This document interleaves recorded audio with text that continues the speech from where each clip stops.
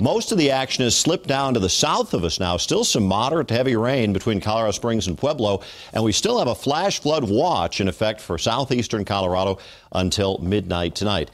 Highway 24 in Manitou Springs is closed right now. An emergency crews are in place in case of flooding. Molly Hendrickson is live. And Molly, there's also an evacuation center ready to go if necessary.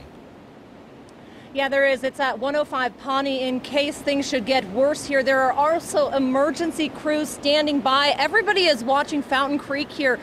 They were expecting about a 2-foot surge of water. We haven't seen that, but as you mentioned, more storms are headed this way, so they're keeping a close eye on the water here.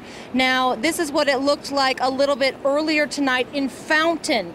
Peaceful Valley Road is closed due to Jimmy Camp Creek flooding in that area. The problem is it's the only way in and the only way out for many of these residents, and cars were lined up on both sides of the road, and just as the water started to recede, another downpour in that area and more flash flood warnings for that area. Residents say this has happened before and it's time for a fix.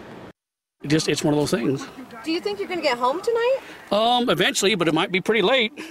Oh, geez, it's already 8 o'clock, and you saw how deep the water is. There's probably 4 foot of water going over the top of the road right now. I asked the police what the city was going to do, if they're bringing equipment to start moving it whenever it does get low enough, and they said no, they're going to bring some signs.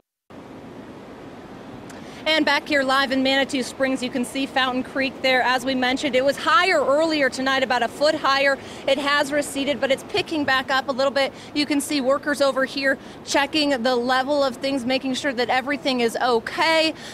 More storms are expected. As you mentioned earlier, Mike, Highway 24 is still closed, and we're just waiting to see what happens here. Reporting live in Manitou Springs, Molly Hendrickson, 7 News.